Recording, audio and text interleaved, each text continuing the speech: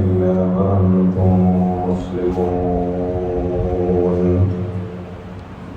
أما بعد فإن أحسن الحديث كتاب الله وخير الهدي هدي محمد صلى الله عليه وسلم وشر الأمور محدثاتها وكل محدثة بدعة وكل بدعة ضلالة.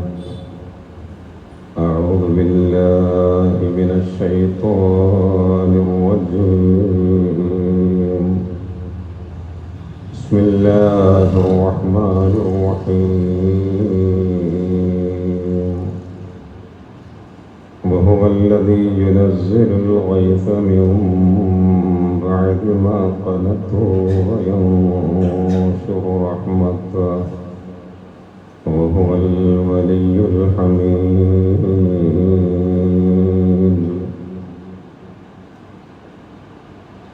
സ്നേഹമുള്ള വിശ്വാസികളെ, വിശ്വാസിനികളെ, അല്ലാഹുവേ, അവനെ സൂക്ഷിക്കേണ്ട വിധം സൂക്ഷിച്ചും അവൻ്റെ വിധി വിലക്കുകൾ ജീവിതത്തിൽ പാലിച്ചും തഖ്വയോടെ ഭക്തിയോടെ ജീവിക്കണമേ എന്ന് ആദ്യം സ്വന്തത്തോടും പിന്നെ നിങ്ങളെല്ലാവരോടും വസിയ്യത്ത് ചെയ്യുകയാണ്. അർഹമുർ റഹീമീനായ അല്ലാഹുവേ, നീ ഞങ്ങളെയെല്ലാം നീ ഇഷ്ടപ്പെടുന്ന മുത്തഖീങ്ങളിൽ ഉൾപ്പെടുത്തുമാറാവണേ. നിന്റെ അനുഗ്രഹത്തിൻ്റെ, ആശ്വാസത്തിൻ്റെ, സമാധാനത്തിൻ്റെ, സഹായത്തിൻ്റെ മഴ നൽകി ഞങ്ങളെയൊക്കെ നീ അനുഗ്രഹിക്കണമേ അല്ലാഹ്. നമ്മുടെ നാട് ഒന്നടങ്കം ചുട്ടുപൊള്ളുകയാണ്. കഠിനമായ ചൂട് കാരണം നാടും നാട്ടുകാരും ഒരുപോലെ ഏരിപൂരി കൊള്ളുന്ന ഒരു സന്ദർഭമാണ്. വരൾച്ച രൂക്ഷമാണ്. കിണറുകൾ ഉൾപ്പെടെയുള്ള ജലസ്രോതസ്സുകളൊക്കെ വറ്റിക്കൊണ്ടിരിക്കുകയാണ്. കുടിവെള്ളത്തിന് വേണ്ടിയുള്ള നെട്ടോട്ടമാണ് എല്ലായിടത്തും നമ്മൾ കാണുന്നത്. സൂര്യതാപമേറ്റുള്ള മരണങ്ങൾ ദിനേന റിപ്പോർട്ട് ചെയ്യുകയാണ്. ഉഷ്ണതരംഗത്തിനുള്ള സാധ്യത പ്രവചിക്കപ്പെട്ടിരിക്കുന്നു. വിദ്യാലയങ്ങൾക്കും തൊഴിലിടങ്ങളിലുമൊക്കെ നിയന്ത്രണങ്ങൾ ഏർപ്പെടുത്തുന്നതായിട്ടാണ് നമുക്ക് മനസ്സിലാക്കാൻ സാധിക്കുന്നത്. ഈ ഒരു സാഹചര്യത്തിൽ നമ്മെ സംബന്ധിച്ചിടത്തോളം സ്വീകരിക്കേണ്ടുന്ന ചില സമീപനങ്ങളും നിലപാടുകളുമുണ്ട്. അതിൽ ഏറ്റവും പ്രധാനം നാം ആദ്യമായിട്ട് ആരോഗ്യ അധികൃതർ നൽകുന്ന നിർദ്ദേശങ്ങൾ പാലിച്ച് ജീവിക്കുക എന്നത് തന്നെയാണ്. കാരണം നമ്മുടെ ശരീരവും നമ്മുടെ ആരോഗ്യവും നമ്മുടെ ജീവിതവും വളരെ പ്രധാനപ്പെട്ടതാണ്. കഴിഞ്ഞ ദിവസം കോഴിക്കോട് സൂര്യാഘാതമേറ്റ് മരിച്ച വ്യക്തിയെ പരിശോധിച്ച വിദഗ്ധർ പറഞ്ഞത് അദ്ദേഹത്തിൻ്റെ സൂര്യാഘാതമുണ്ടായപ്പോൾ തലച്ചോറിലേക്കുള്ള രക്തത്തിൻ്റെ സർക്കുലേഷൻ നിലച്ചുപോയി എന്നാണ്. അത്രമേൽ ഗുരുതരമാണ് കാര്യങ്ങൾ. അതുകൊണ്ട് റസൂലുള്ളാഹി സ്വല്ലല്ലാഹു അലൈഹി വസല്ലം പറഞ്ഞതുപോലെ നാം മനസ്സിലാക്കുക, ഇന്ന ലിജസദിക അലൈക ഹഖ്ഖ. നമുക്ക് ഓരോരുത്തർക്കും, നിങ്ങൾക്ക് ഓരോരുത്തർക്കും നിങ്ങളുടെ ശരീരത്തിൻ്റെ കാര്യത്തിൽ ഒരു ബാധ്യതയുണ്ട് എന്നാണ്. അതാ ശരീരത്തെ സംരക്ഷിക്കുക, അപകടങ്ങളിൽ നിന്ന് കാത്ത് സംരക്ഷിക്കുക എന്നതാണ്. ഇതുപോലെയുള്ള എത്ര ചൂട് കണ്ടിട്ടുണ്ട് എന്ന മനോഭാവത്തോടെ ജീവിക്കുകയല്ല വേണ്ടത്. കാര്യബോധത്തോടെ യാഥാർത്ഥ്യങ്ങൾ ഉൾക്കൊണ്ട് മുന്നോട്ട് പോകുന്ന സമീപനമായിരിക്കണം സത്യവിശ്വാസികളിൽ നിന്ന് ഉണ്ടാകേണ്ടതെന്നാണ് ആമുഖമായി ഉണർത്താനുള്ളത്. ചൂടിങ്ങനെ കഠിനമാകുമ്പോൾ നമുക്ക് ഏറ്റവും ആവശ്യമുള്ളത് അള്ളാഹുവിൻ്റെ കാരുണ്യമായ മഴയാണ്.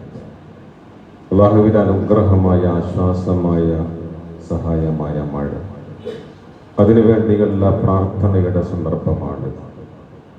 കൂട്ടായും മറ്റൊക്കെ വിനയാന്യതരായി, വികാരനിർഭരരായി അള്ളാഹുവിൻ്റെ മുമ്പിലേക്ക്, അള്ളാഹുവിലേക്ക് കൈകൾ ഉയർത്തേണ്ടുന്ന ഒരു സന്ദർഭമാണ്. എന്തുകൊണ്ടെന്നാൽ മഴ നൽകേണ്ടവൻ അള്ളാഹുവാണ്. തുടക്കത്തിൽ ഓതി വെച്ച സൂറത്ത് ശൂറയിലെ 28-ാമത്തെ ആയത്തിൽ പറഞ്ഞതുപോലെ ബഹുവല്ലദീ യുനസ്സിലുൽ ഗൈസ്, മഴ വർഷിപ്പിക്കുന്നവൻ അല്ലാഹു മാത്രമാണ്. മിൻ ബഅദി മാ ഖനതു, അവർ നിരാശരായ ശേഷം ആളുകൾ വളരെ ബുദ്ധിമുട്ടിലാണ്, വളരെ പ്രയാസത്തിലാണ്, ഒരുപാട് ക്ലേശങ്ങൾ അനുഭവിക്കുന്നു. കുടിവെള്ളം കിട്ടാതെ മനുഷ്യൻ മാത്രമല്ല മറ്റിതര ജീവജാലങ്ങളൊക്കെ. ആ സന്ദർഭമൊക്കെ കഴിഞ്ഞാൽ ആശ്വാസത്തിൻ്റെ, സമാശ്വാസത്തിൻ്റെ, സഹായത്തിൻ്റെ മഴ വർഷിപ്പിക്കുന്നവൻ അല്ലാഹു തന്നെയാണ്, ഒരു സംശയവുമില്ല. വയൻശുറു റഹ്മതഹു, അവൻ്റെ അനുഗ്രഹങ്ങൾ ഈ ഭൂമിയിൽ വ്യാപിപ്പിക്കുന്നവൻ അവൻ തന്നെയാണ്. അതുകൊണ്ട് വഹുവൽ അലീം, വഹുവൽ വലിയ്യു, അവൻ തന്നെയാണ് സംരക്ഷകൻ. അൽ ഹമീദ്, സ്തുത്യർഹനായ സംരക്ഷകൻ അല്ലാഹു മാത്രമാണ്. നമ്മുടെ കയ്യിൽ ജലത്തിൻ്റെ, വെള്ളത്തിൻ്റെ മൂലകങ്ങളൊക്കെ ഉണ്ടായിരിക്കാം, ഹൈഡ്രജൻ ഉണ്ടായിരിക്കാം, ഓക്സിജൻ ഉണ്ടായിരിക്കാം. പക്ഷെ കുടിവെള്ളം, മഴ വർഷിപ്പിക്കാനും ഉണ്ടാക്കാനും നമുക്ക് സാധ്യമല്ല. അതുകൊണ്ട് എല്ലാവരും അല്ലാഹുവിലേക്ക് കൈകൾ ഉയർത്തേണ്ടുന്ന ഒരു സന്ദർഭം നമുക്കറിയാം. ഇതുപോലെയുള്ള സാഹചര്യം ഉണ്ടാകുമ്പോൾ റസൂലുള്ളാഹി സ്വല്ലല്ലാഹു അലൈഹി വസല്ലം പള്ളി മിമ്പറിൽ പോലും മുതവാളിയൻ മുതബദ്ദിലൻ, വളരെ വിനയാന്വിതനായി, വളരെ ഭക്തിയോടുകൂടി അള്ളാഹുവിലേക്ക് കൈകൾ ഉയർത്തുന്നത് നമുക്ക് കാണാം. മിമ്പറിൽ ഹബീബ് കൈ ഉയർത്തി പ്രാർത്ഥിക്കാറില്ല. പക്ഷേ മഴ അനിവാര്യമായ ഘട്ടത്തിൽ റസൂലുള്ളാഹി സ്വല്ലല്ലാഹു അലൈഹി വസല്ലം മിമ്പറിൽ പ്രസംഗിക്കുമ്പോൾ ഹത്താ യുറാ ബയാദു ഇബ്തിഹി, ഹത്താ യുറാ ബയാദു ഇബ്തിഹി, നബി സല്ലല്ലാഹു അലൈഹി വസല്ലമയുടെ രണ്ട് കക്ഷത്തിന്റെ വെളുപ്പ് പ്രകടമാകും വിധം കൈ ഉയർത്തി അദ്ദേഹം പ്രാർത്ഥിച്ചിരുന്നു എന്ന ഹദീസിൽ നമുക്ക് കാണാം. എന്തായിരുന്നു ആ പ്രാർത്ഥന?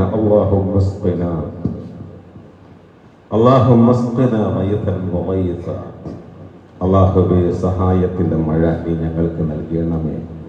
മരീഅൻ മരീഅ, സുഖപ്രദമായ മഴ. നാഫിയൻ, ഉപകാരപ്രദമായ മഴ. മഴ ഉപകാരപ്രദമാകണം. നാം കണ്ടു കഴിഞ്ഞ ദിവസങ്ങളിൽ GCC രാഷ്ട്രങ്ങളൊക്കെ ഒമാനിലും ദുബായിലുമൊക്കെ ഉണ്ടായ മഴ കാരണം സംഭവിച്ച നഷ്ടം എത്രയാണ്.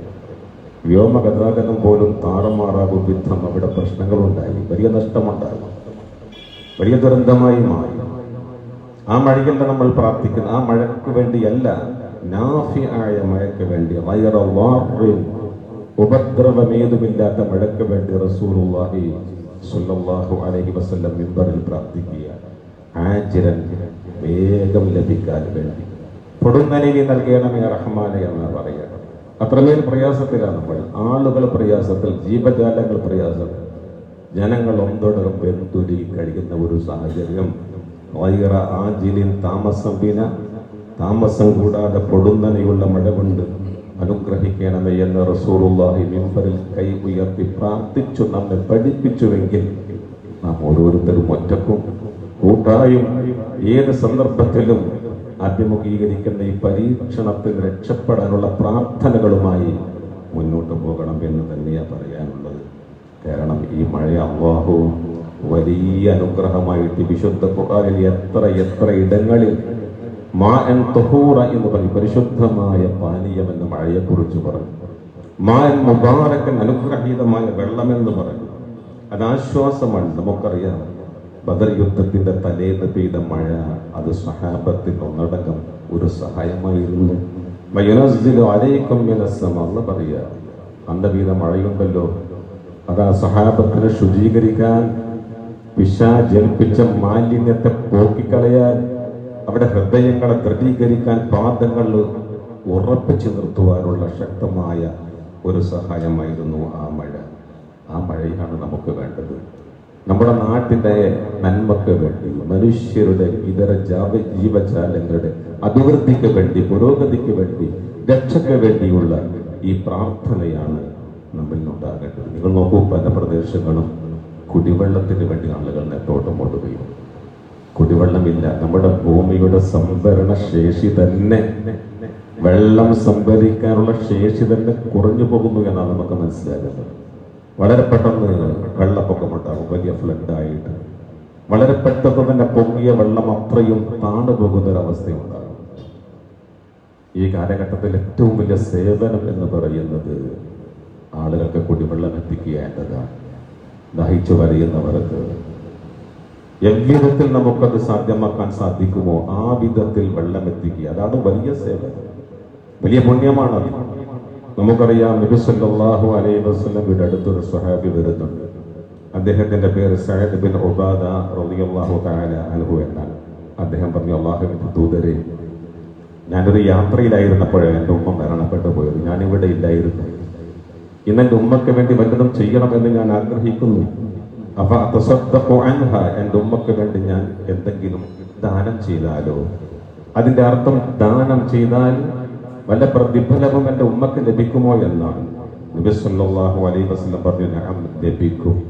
അദ്ദേഹം ചോദിക്കുന്നു, ഫഅയ്യു സ്വദഖതി അഫ്ളൽ, എങ്കിൽ ഏത് ദാനമാണ് ഏറ്റവും ശ്രേഷ്ഠം അല്ലാഹുവിന്റെ ദൂതരെ എന്ന് ചോദിച്ചപ്പോ നബി സല്ലല്ലാഹു അലൈഹി വസല്ലം പറയുന്നു, സഖിയുൽ മാ, ഒരു കിണർ കുഴിച്ചു കൊടുക്കാൻ കഴിയുമെങ്കിൽ അതാണ് ഏറ്റവും വലിയ പുണ്യം, ദാനം എന്ന് റസൂലുള്ളാഹി സ്വല്ലല്ലാഹു അലൈഹി വസല്ലം വിശേഷിച്ച് ഇതുപോലെയുള്ള സാഹചര്യങ്ങളിൽ കുടിവെള്ളം കൊടുക്കുന്നതിനേക്കാൾ പുണ്യമായിട്ടൊന്നുമില്ല. മാതാവിന് വേണ്ടി, പിതാവിന് വേണ്ടി മരണപ്പെട്ടു പോയ പ്രിയപ്പെട്ടവർക്ക് വേണ്ടി ഒരു കിണർ കുടിച്ച ഒരു കുടുംബത്തെ, ഒരു പ്രദേശത്തെ, ഒരു ജനസമൂഹത്തെ കൊടിപ്പിക്കാനും കുളിപ്പിക്കാനും സാധിക്കുമെങ്കിൽ അതിനേക്കാൾ വലിയ പുണ്യമൊന്നുമില്ല. കഴിയുന്നവരൊക്കെ ചെയ്യേണ്ടതില്ല. മനുഷ്യർക്ക് മാത്രമല്ല കേട്ടോ, നാമമായി ചുറ്റിപ്പറ്റി ജീവിക്കുന്ന ഒരുപാട് ജീവികളുണ്ട്. പൂച്ചകൾ, നായ്ക്കൾ, പട്ടികൾ, പറവകൾ, പക്ഷികളൊക്കെ. അവർക്കൊക്കെ നമ്മാൽ കഴിയുന്ന എന്തൊക്കെ സംവിധാനം വെള്ളം കൊടുക്കാൻ ഏർപ്പെടുത്താൻ പറ്റും അത് ചെയ്യുക എന്നത് ഏറ്റവും പുണ്യമായ ഒരു കാര്യമാണെന്ന് കൂടി നമ്മൾ മനസ്സിലാക്കണം. നമ്മൾ ഒരുപാട് ഭയപ്പെടേണ്ടിയിരിക്കുന്നു ഈ കാലം. എന്തുകൊണ്ടാണ് മഴ തടയപ്പെടുന്നത്? ഇന്ന് പത്രത്തിൽ വായിച്ചു, 41 വർഷത്തെ ചരിത്രത്തിൽ ആദ്യമായ ബാംഗ്ലൂരിൽ ഏപ്രിൽ മഴ പെയ്യാത്തത് എന്ന്. ലോകത്ത് എത്ര രാജ്യങ്ങളാണ്, ആഫ്രിക്കൻ രാജ്യങ്ങൾ മഴ പെയ്ത് അവസാനിച്ചിട്ട് എത്രയോ വർഷങ്ങൾ, 6-7 വർഷങ്ങളെ തുടർച്ചയായി സോമാലിയ, എത്യോപ്യ തുടങ്ങിയ രാജ്യങ്ങൾ അല്ലേ മഴ പെയ്യുന്നേ ഇല്ല. എന്താണ് അവിടത്തെ അവസ്ഥ? ജലരഹിത പട്ടണങ്ങൾ എന്ന് പറയപ്പെടുന്ന എത്രയോ സ്ഥലങ്ങൾ. എന്തുകൊണ്ടായിരിക്കാം? ഒരുപക്ഷെ നമ്മുടെ തിന്മകൾ, നമ്മുടെ അധർമ്മങ്ങൾ, നമ്മുടെ അക്രമങ്ങൾ, നമ്മുടെ ദുൽമുകൾ ഇതിനൊരു കാരണമായേക്കാം. ഒരിക്കൽ നബി സല്ലല്ലാഹു അലൈഹി വസല്ലം മുഹാജിറുകളെ ഓർമ്മപ്പെടുത്തിയിട്ടുണ്ട്, അവരെ ഉപദേശിക്കുകയാണ്. ആ ഉപദേശം മധ്യേ നബി സല്ലല്ലാഹു അലൈഹി വസല്ലം പറഞ്ഞു, വലം യംനഉ സകാത അംവാലിഹിം ഇല്ലാ മുനിഉൽ ഖത്റ മിനസ് സമാ. ധനത്തിന് സകാത്ത് കൊടുക്കേണ്ടതുണ്ട്. അങ്ങനെ കൊടുക്കാതെ ഒരു സമൂഹം നിലനിൽക്കുന്നുവെങ്കിൽ അവരിൽ അല്ലാഹുവിന്റെ വെള്ളത്തുള്ളികൾ ആകാശത്തിൽ ഇറങ്ങില്ല എന്ന് റസൂലുള്ളാഹി. കണ്ടോ, സക്കാത്ത് കൊടുക്കാതിരുന്നാൽ മഴ പെയ്യില്ല എന്നർത്ഥം. വലൗലൽ ബഹായിം, നാൽക്കാലികളില്ലായിരുന്നുവെങ്കിൽ ലം യുംതറു, മഴയെ നിങ്ങൾക്ക് പ്രതീക്ഷിക്കാൻ സാധ്യമല്ലായിരുന്നു എന്നും റസൂലുള്ളാഹി സ്വല്ലല്ലാഹു അലൈഹി വസല്ലം. അതുകൊണ്ട് അതുപോലെയുള്ള രാജ്യങ്ങൾ, വെള്ളം കിട്ടാക്കനിയായിട്ടുള്ള രാജ്യങ്ങൾ, വളരെ ഏറ്റവും അമൂല്യ വസ്തുവായ വെള്ളത്തുള്ളി കാണുന്നത് ആഫ്രിക്കൻ രാജ്യങ്ങളാണ്. ഇന്ത്യയിൽ തന്നെ പല രാജ്യങ്ങൾ, പല സംസ്ഥാനങ്ങൾ, പല പ്രദേശങ്ങൾ അവർ കുടിക്കാനും പൊതു കൊടുക്കാനൊക്കെ തുള്ളി വെള്ളം അളന്നെടുക്കുകയാണ്. ഒരു തുള്ളി വെള്ളം പോലും ദുരുപയോഗം ചെയ്യാൻ പാടില്ല. അപ്പൊ നമ്മൾ തന്നെ അല്ലേ കൂടുതൽ വെള്ളമുണ്ട് എന്ന് കരുതി കൂടുതൽ ഒതു ചെയ്യാനോ കുടിക്കാനോ ദുരുപയോഗം ചെയ്യാനോ വലിയ തെറ്റാണ്, പാപമാണ്. കാരണം വെള്ളം എന്നത് അത് സമൂഹത്തിന്റെ പൊതു മുതലാണ് എന്നെല്ലാവരും മനസ്സിലാക്കണം. എൻ്റെ വീട്ടിലെ കിണറിലെത്തിയാൽ അടുത്ത വീട്ടിലെ കിണറിലെ വെള്ളത്തിന്റെ ഞാൻ അവകാശിയാണ്. വെള്ളം തടയാൻ ആർക്കും സാധ്യമല്ല, അത് പൊതു സ്വത്താണ്. അടുത്ത വീട്ടുകാരന് വെള്ളമില്ലെങ്കിൽ കൊടുക്കണം നമ്മൾ, അത് നമ്മുടെ ബാധ്യതയാണ്, അവന്റെ അവകാശമാണ്. നബി സല്ലല്ലാഹു അലൈഹി വസല്ലം നടന്നു വരുന്ന ഒരു സഹാബിയുടെ അടുത്തുകൂടി, അദ്ദേഹത്തിന്റെ പേര് സഅദ് റളിയല്ലാഹു അൻഹു എന്നാണ്. അദ്ദേഹം ജലം, വെള്ളം ധാരാളമായി ഉപയോഗിച്ച് ഇങ്ങനെ വുളൂ ചെയ്യാൻ. അല്ലാഹുവിന്റെ റസൂലിന്റെ ചോദ്യം, യാ സഅദ് മാ ഹാദൽ ഇസ്റാഫ്, മാ ഹാദൽ ഇസ്റാഫ്, ഇതെന്തൊരു ധൂർത്താണ് സഅദ്?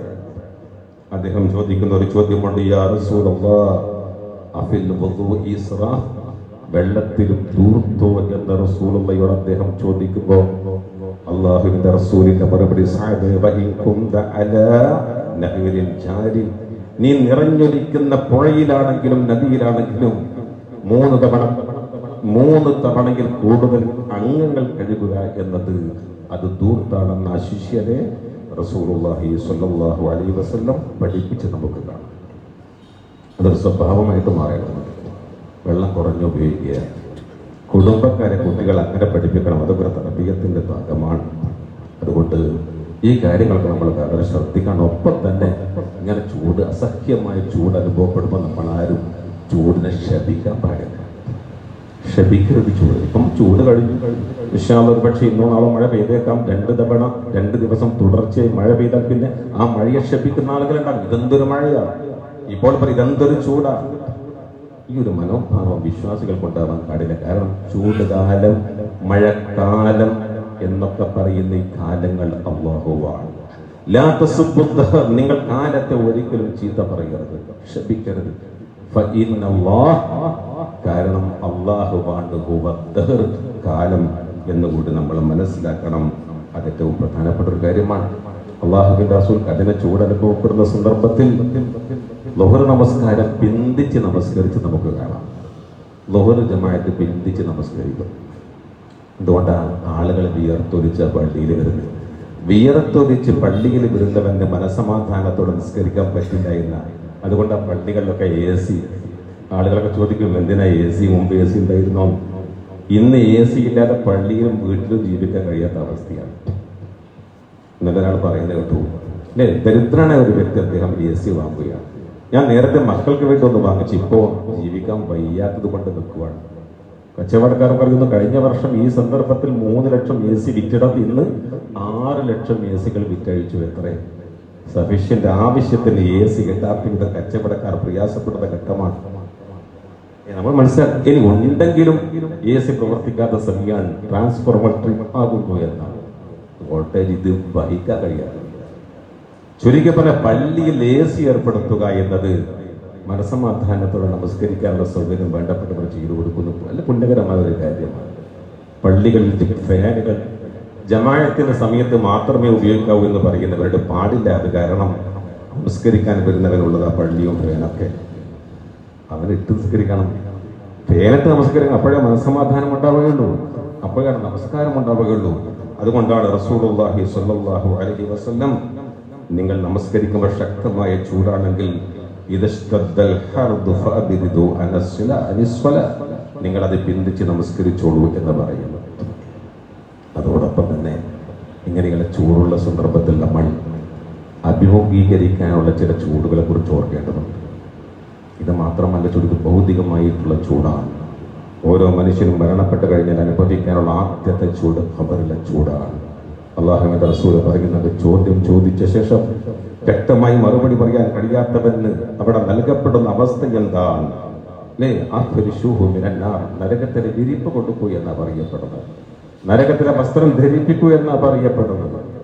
നരകത്തിലേക്ക് ഒരു കവാടം അവന് തുറന്നു കൊടുക്കൂ എന്നാ പറയപ്പെടുന്നത്. നിങ്ങൾ ഓർത്തു നോക്കൂ അവിടുത്തെ ചൂടെന്താണ്. അല്ലാഹുവിന്റെ റസൂൽ സല്ലല്ലാഹു അലൈഹി വസല്ലം പറയുന്നത്, നിങ്ങൾക്ക് ആ ചൂടിനെ രക്ഷപ്പെടണമെങ്കിൽ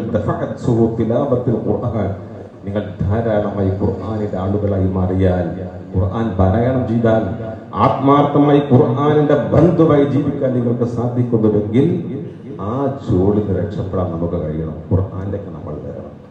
നിങ്ങൾ സ്വതക്ക ചെയ്യുന്നുവെങ്കിൽ ഇന്ന സ്വതഖത ലതുത്ഫിഉ അൻ നഖലിഹ ഹർവൽ ഖുബൂർ, ഖബറിന്റെ ചൂടിൽ നിന്ന് നമ്മെ രക്ഷപ്പെടുത്തുന്ന ഒരേ ഒരു കാര്യം മറന്നു പോകണ്ട, അത് സ്വതഖയാണ്. ആത്മാർത്ഥമായ സ്വതഖയാണെങ്കിൽ എന്നല്ല ഖിയാമത്തിൽ അവൻ സ്വതഖയുടെ നെല്ലിൽ, സ്വതഖയുടെ തണലിലായിരിക്കുമെന്നും റസൂലുള്ളാഹി സ്വല്ലല്ലാഹു അലൈഹി വസല്ലം. അതേപോലെ മഹ്ശറിലെ ചൂടിനെ കുറിച്ച് നമ്മൾ ഓർക്കണം, നരകത്തിലെ ചൂടിനെ കുറിച്ച് നമ്മൾ ഓർക്കണം. ചെയ്യേണ്ടത് ഒറ്റ കാര്യമാണ്, അള്ളാഹുവിലേക്ക് നമ്മൾ മടങ്ങുക, നമ്മുടെ തിന്മകൾ തെറ്റുകൾ നമ്മൾ തിരിച്ചറിയുക, ഇസ്തിഗ്ഫാർ ധാരാളമായി നടത്തുക. നൂഹ് നബി അലൈഹിസ്സലാം അദ്ദേഹത്തിന്റെ ജനതയോട് പറഞ്ഞത്, ഫഖുൽതു ഇസ്തഗ്ഫിറൂ റബ്ബക്കും, നിങ്ങൾ ഏറ്റവും കൂടുതൽ ഇസ്തിഗ്ഫാറിനെ വർദ്ധിപ്പിക്കുക, നിങ്ങളുടെ റബ്ബിനോട് മാപ്പിരക്കുക. ഇന്നഹു കാന ഗഫാറ, തീർച്ചയായും അല്ലാഹു ഏറെ മാപ്പരുളുന്നവനാണ്.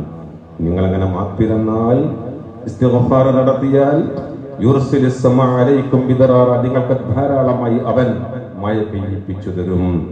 വയുംദിദുക്കും ബിഅംവാലിൻ വബനീൻ, നിങ്ങൾക്ക് അള്ളാഹു ധാരാളമായി സന്താനങ്ങളെ, സമ്പത്തിനെ നൽകി നിങ്ങളെ ശക്തിപ്പെടുത്തും. വയജ്അല്ലക്കും ജന്നാത്തിൻ, നിങ്ങൾക്ക് അള്ളാഹു തോട്ടങ്ങൾ ഉണ്ടാക്കി തരും. വയജ്അല്ലക്കും അൻഹാറ, നിങ്ങൾക്ക് അവൻ നദികൾ ഒഴുക്കി തരും. നിങ്ങൾ നോക്കൂ, നമ്മുടെ തെറ്റുകൾ തിരിച്ചറിഞ്ഞു ഇസ്തിഗ്ഫാർ നടത്തി ഈമാനോടെ തഖ്വയോടെ അള്ളാഹുവിനോട് നമ്മൾ പ്രാർത്ഥിക്കുമ്പോൾ നമുക്ക് മഗ്ഫിറത്ത് മാത്രമല്ല ലഭിക്കുന്നത്, ജീവിതത്തിൽ ഉത്തമ വിഭവങ്ങൾ കൂടി ലഭിക്കുന്നു എന്നാണ് പരിശുദ്ധ ഖുർആൻ നമ്മോട് പറയുന്നത്. അതുകൊണ്ട് എല്ലാവരും തഖ്വയുള്ളവരായി, ഈമാനുള്ളവരായി, ഇസ്തിഗ്ഫാർ ചെയ്യുന്നവരായി അള്ളാഹുവിലേക്ക് മടങ്ങുക. മഴയോടൊപ്പം എല്ലാ വിഭവങ്ങളും അവൻ നൽകി അനുഗ്രഹിക്കാതിരിക്കില്ല എന്നാണ് വിശുദ്ധ ഖുർആൻ നമുക്ക് നൽകുന്ന വാഗ്ദാനം. ആ വിധത്തിൽ ജീവിക്കാൻ അള്ളാഹു നമുക്ക് ഏവർക്കും തൗഫീഖ് നൽകുമാറാവട്ടെ. അഖൂലു ഖൗലി ഹാദാ അസ്തഗ്ഫിറുല്ലാഹ ലി വലക്കും ഫസ്തഗ്ഫിറൂഹു ഇന്നഹു ഹുവൽ ഗഫൂറുർ റഹീം.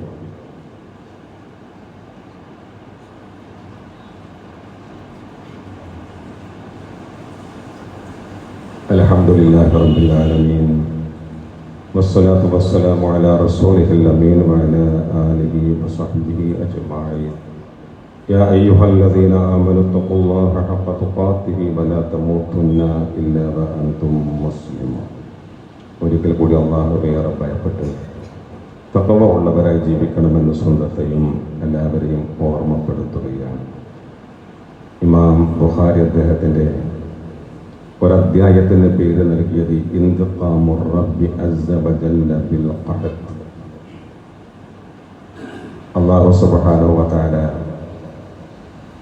ആളുകൾ ഹറാമിൽ അതിര് വിടുമ്പോഴാണ് വരൾച്ചയിലൂടെ, ക്ഷേമത്തിലൂടെ മനുഷ്യരോട് പ്രതികാരം ചെയ്യുന്നത് എന്ന് പറയുന്നത്. അതൊരു അധ്യായത്തിൻ്റെ പേരായി അദ്ദേഹം സ്വീകരിച്ചിട്ടുണ്ട്. മഴ തടയപ്പെടാൻ, അള്ളാഹുവിൻ്റെ അനുഗ്രഹങ്ങൾ ഇല്ലാതാവാൻ ഒരു പക്ഷേ നമ്മുടെ പ്രവർത്തനങ്ങളാവാം, തിന്മകളാവാം കാരണം. അതൊക്കെ തിരിച്ചറിഞ്ഞ് നേരത്തെ പറഞ്ഞതുപോലെ ധാരാളമായി ഇസ്തിഗ്ഫാർ നടത്തി അള്ളാഹുവിലേക്ക് മടങ്ങുക എന്നത് മാത്രമാണ് അവൻ്റെ അനുഗ്രഹങ്ങൾ തിരിച്ചു പിടിക്കാനുള്ള ഒരേ ഒരു മാർഗം എന്ന് എല്ലാവരും ഏറെക്കുറെ മനസ്സിലാക്കേണ്ടതുണ്ട്.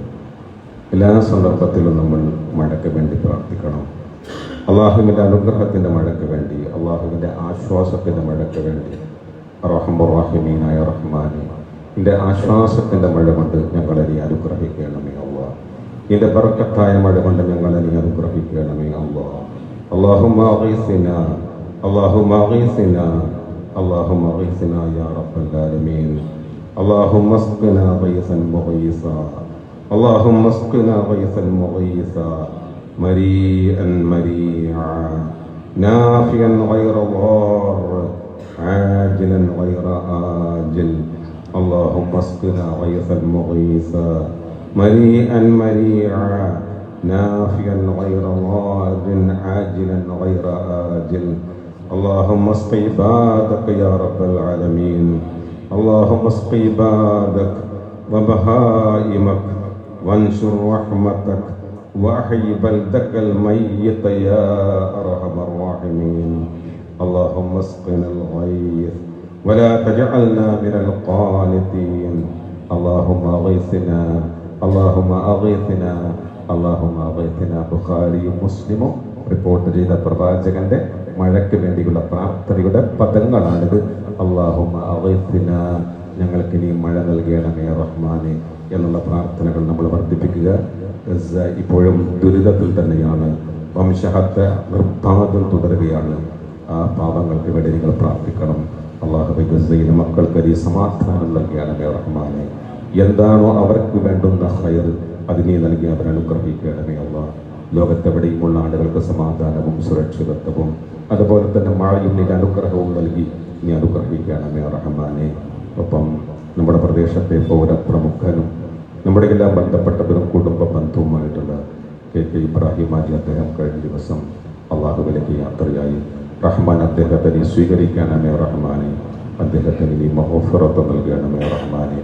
ഒപ്പം ഇന്ന് രാവിലെ നമ്മുടെ പ്രിയപ്പെട്ട നദാ ഫാത്തിമ എന്ന ഒരു പെൺകുട്ടി, ആ പെൺകുട്ടി SSLC പരീക്ഷ കഴിഞ്ഞ് നല്ല റിസൾട്ടിന് വേണ്ടി കാത്തിരിക്കുകയാണ്.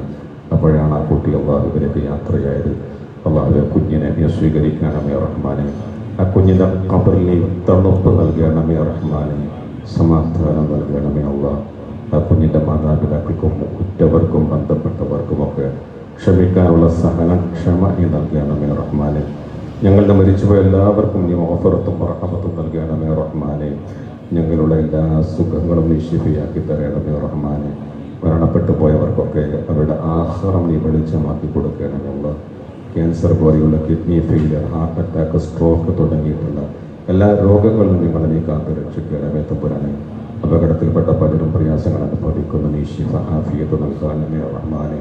സൂര്യതാപത്തിൽ നിന്ന്, സൂര്യാഘാതത്തിൽ നിന്ന്, ഈ ചൂടിൻ്റെ കാഠിന്യത്തിൽ നിന്ന് ഞങ്ങളെ രക്ഷപ്പെടുത്തണമേ റഹ്മാനെ. اللهم اغفر للمؤمنين والمؤمنات والمسلمين والمسلمات. اللهم اعز الاسلام والمسلمين. اللهم اجرنا من النار. ربنا آتنا في الدنيا حسنة وفي الآخرة حسنة وقنا عذاب النار. وصلى الله على محمد وآله وصحبه وسلم والحمد لله رب العالمين.